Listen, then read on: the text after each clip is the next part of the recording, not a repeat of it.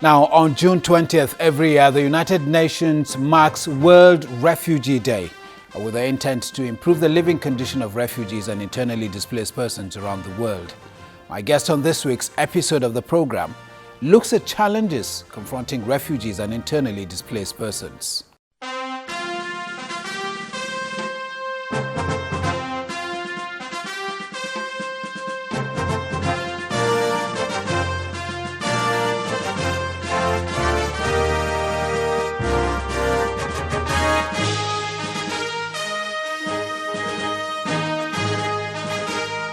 Welcome to Dateline Abuja. I'm Ibrahim Adra. It is the last week of phase 2 of the eased lockdown, and as the country gears up for further easing, FCT in Focus looks at how residents of the nation's capital have complied with the health advisory during the eased lockdown and the impact these compliance levels will have on the country's fight against COVID-19. More residents of the nation's capital are back to work following the announcement of the second phase of the easing of the lockdown. It's the last week of the easing of the lockdown. The guidelines include ban on interstate travel and enforcement of the curfew, which was restricted to between 10 p.m. and 4 a.m. The eased lockdown was adopted to save Nigeria's economy. As much as the lockdown has achieved some result, it will not just make a complete economic sense for us to continue 100% lockdown as we have it now.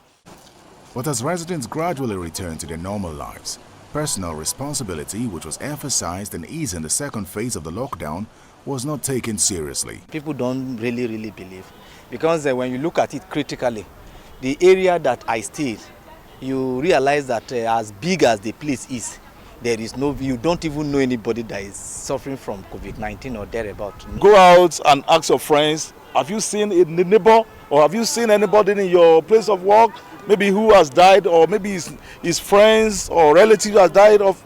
They will say no. Nigerians believe in what they see. So the government needs to come out and tell Nigerians, we have this number of cases. These are the locations. Adherence to wearing face masks in public places was also taken for granted, and transporters went back to overloading their vehicles.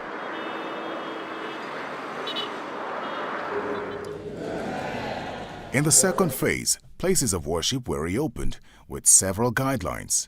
However, there are a few challenges with implementing this. There are people who are willing to abide with all the guidelines, but they cannot afford what to eat in their homes. And I believe, based on religion teaching, before before poverty will kill you, a lack of food will kill you, it's better you go out and then a pandemic kill you, because you may escape that one.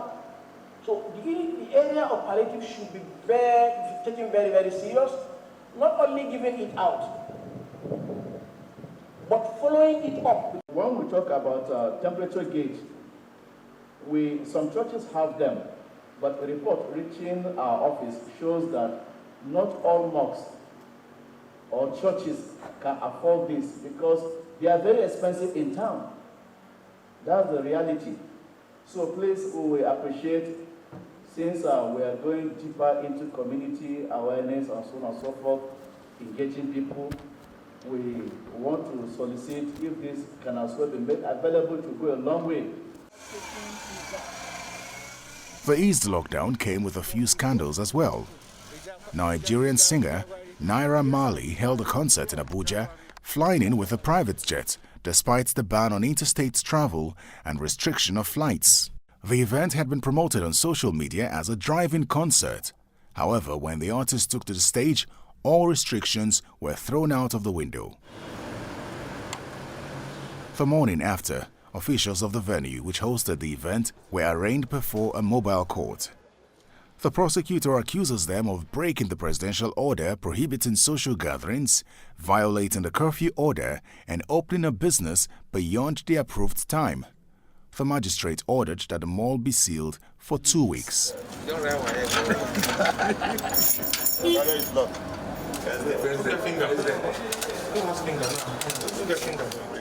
The Federal Capital Territory Administration says it has not permitted drive-in concerts in the nation's capital. Jabi Lakemore ought not to give out his space here. It actually turned out to become a very wide contravention. You saw our videos that even yourself and other journalists here are sharing on the platform here. It shows that it was a wide party and not just one that people stayed in their car all through. The concept is that the drive-in party for now is not approved in the FCT. That's the first one. It's not approved in the FCT. And so when you are outside and dancing, it makes it worse. We wish to re-emphasize that all relaxed measures are still subject to review, and advisories issued are for personal and public safety purposes. The breach of the ban on interstate travels is also a point of concern. It has been an eventful eased lockdown, but it has done nothing to reduce the spread of the virus. Compliance with guidelines of the relaxed restrictions has been at an all-time low, and the rise in cases and deaths from COVID-19 in Nigeria continues.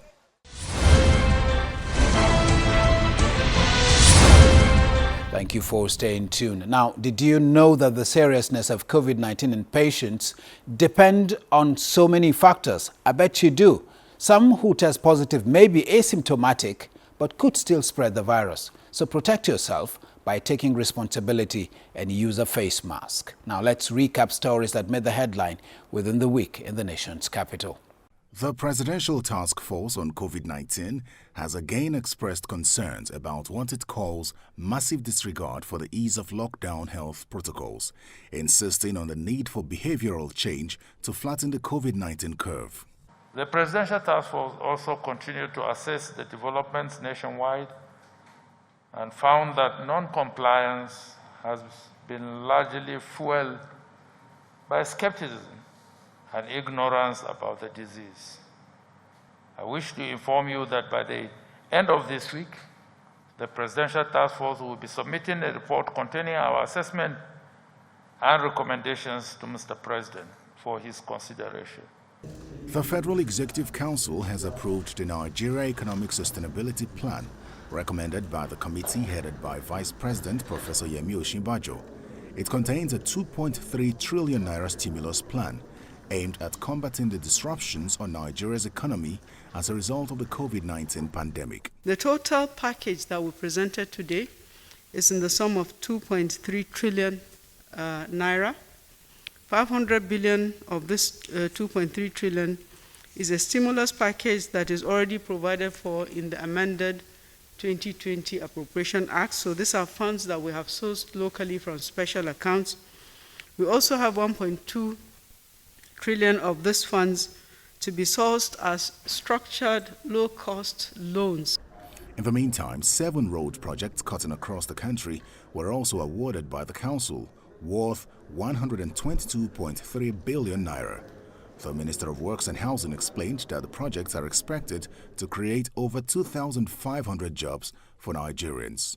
The roads approved were Akure to Ado-Ekiti Road, Ukana Akpuatong Ikot Ntwen Road in Akwa Ibom State, Iluke Ayetoro Kiriabugi Egon Road in Kogi State, Odono Elewe Idiayinre Mamu Ogun State border in Oyo State, Tamawa Gulu Road in Kanu, Potiskum Fika Bajoga Gombe Road linking Yobe and Gombe states, and Kachako Dambazao Road in Kano State. Staying with economic matters, the president says he is uncomfortable with the decision of countries in the West African Economic and Monetary Union zone deciding to take up the ECO as its official currency, replacing the CFA franc ahead of the other member states. President Muhammadu Buhari made this observation at a virtual meeting with heads of state of the West African Monetary Zone on the implementation of the ECOWAS Monetary and Cooperation Program and Single Currency Agenda. We have made remarkable progress, including the adoption of the exchange rate regime, the name and model of the common central bank, and the symbol. We have urged our ministers towards an expeditious path to success. It therefore gives me an easy feeling that the West African Economic and Monetary Union Zone now wishes to take up the ECO in replacement of its CFA franc ahead of the rest of the member states. This is in addition to deviating from the Community Act on a consistent attainment of convergence in the 3 years running up to the introduction of the currency and our subsequent reinforcing directives. I am informed that the French ministers have approved a bill to reform the CFA franc, and most, if not all, of the West African Economic and Monetary Union member states have already passed legislations in their various parliaments to that effect. To diplomatic matters now, President Nana Akufo-Addo of Ghana has apologized to President Muhammadu Buhari for the demolition of a building on the premises of Nigeria's High Commission in Accra, Ghana. A statement from the President's Special Assistant on Media and Publicity, Mr. Garba Shehu, confirms that Mr. Akufo-Addo told President Buhari in a telephone call that he has directed full investigation into the incident. Meanwhile, the Speaker of the House of Representatives, Femi Gbajabiamila, has described the demolition of the Nigerian embassy residence in Ghana as an attack on the Nigerian state and goes beyond apologies or rebuilding the structure. He was speaking at a meeting with the House of Representatives Committee on Foreign Affairs. We think the U.S. will be talking about apology, we'll look into it, that's what I want to know. Let's be a little bit more stern, a little bit more aggressive in our approach. The days of being trying to be diplomatic and be a gentleman, I think we should put that aside, especially because there's something in law called recidivist. It's the second time it's happening. If we establish that this is a dispute, it's not a dispute between landowner and a country, it's actually demeaning Nigeria. From diplomacy to security, governors of the Northwest region have agreed to work with the federal government to combat the threat of bandits in the region. The pledge was made when the governors of Katsina, Zamfara, Sokoto, Niger, Jigawa and Kano states met with the National Security Advisor. Basically want to reassure the wider Nigerian society of the commitment of the security agencies to work closely with the political leadership of the states affected by this criminality. Still on security, as part of efforts to combat terrorism and insurgency in the country, the military is set to re-strategize its operational activities in collaboration with other security agencies. Addressing a news conference in Abuja, the coordinator of the Defense Media Operations, Major General John Eneche, reaffirms the commitment of the military to ensuring a safer and secure Nigeria. The Armed Forces of Nigeria, in concert with other security agencies, wish to assure the populace of our determination to stamp out all forms of criminality across the country in accordance with the directives of the Commander-in-Chief. Troops deployed for various operations across the nation will remain committed and resolute in achieving the operational mandate, which is to decisively curtail the activities of criminals in any part of the nation. The Military High Command empathizes with all those who have been affected by the activities of terrorists, armed bandits, and other criminals in one way or the other. And finally, to politics, the National Working Committee of the All Progressives Congress has been dissolved. This follows a recommendation from President Muhammadu Buhari at an emergency National Executive Council meeting of the party held at the presidential villa. The issues currently confronting our party at this time are such that should worry every party member.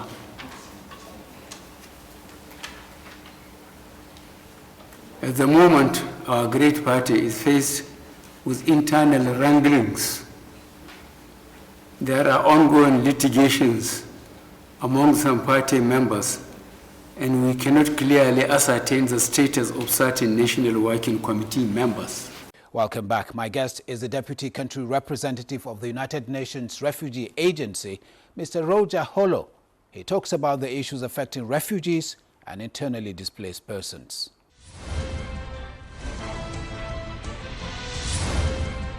Mr. Rogers Holo, thank you very much for joining us on Dateline Abuja. Thank you for having me.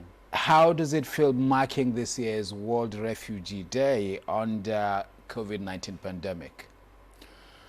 Thank you very much for having me again on this very specific occasion. Yes, today we are celebrating World Refugee Day.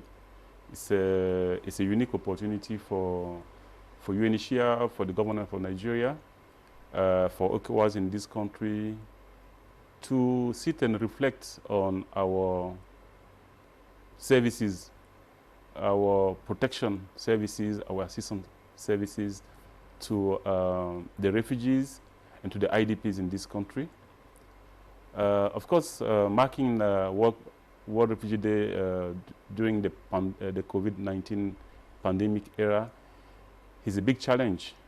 You will understand that when you are a refugee, when you are an IDP, you are already vulnerable, you are already underprivileged. And if you have to now deal with COVID-19 on top of it, it's really, really challenging for us. But more than that, it is even more challenging for the POCs, as we call them, for the refugees, the IDPs. And that is why today we are happy to see the commitment made by the government, the commitment made by ECOWAS, the commitment made by the entire UN system. In the world, you heard the message from the Secretary General himself calling on more attention, more support for the IDPs and for the refugees. Well, talking about support, let's look at this $186 million appeal that has been launched by the Refugee Agency. Now, part of it is for prevention and perhaps response for the COVID-19. In specific terms, what area of responses are you channeling these resources if it comes into the kitty?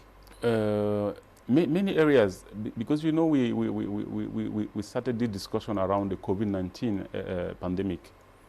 For us, that's a priority area. That is health and what we call WASH. That is water and sanitation.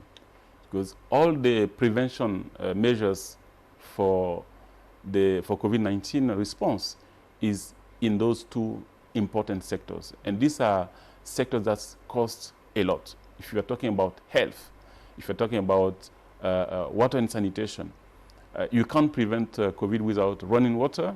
It's absolutely necessary. But you know, in most of our camp, most of our host communities, running water is not always available. So for us, these are the two main areas of support. And then you have all the other protection issues that come with the COVID-19 pandemic. The restriction of movement, people can't go about their businesses. You all also heard about the peak in the GBV incident. This is sexual and gender-based violence incident. We also have to address these issues. You have, because people can't go freely about their about their businesses, about their livelihood activities. You have violence increasing in the households, and you have to address all these issues. So I would say health, water and sanitation, and protection, of course. Yeah, we'll be talking about gender-based violence in the course of this conversation, but these key areas that you pointed out, is that the story across all the regions, especially your Sahel strategy? It does, because that is why I was happy that you mentioned the UN appeal, because it's not only UNHCR appeal, it's a UN appeal. As you'll see, you have, for the COVID-19 response, it is being coordinated by WHO, as you know. But you have all the other UN agencies on board. You have UNICEF, you have UNHCR, you have WFP. As we speak, it is WFP that is supporting the movement of cargo and humanitarian personnel across the world. This is not possible anymore because of the restriction because of COVID-19. So we are working together, and the appeal is really for a joint action, and we are, of course, you know that we are working also in Nigeria with the presidential task force on COVID-19. So we are supporting the government to respond in these areas. Stories about early pregnancies, gender-based violence, like you rightly pointed out a while ago, keep coming out of these camps, and even in the larger society for that matter. Now, how do you intend, I'm sure by now probably you're looking back at your strategy and looking at what you're going to do differently. Tell me about it.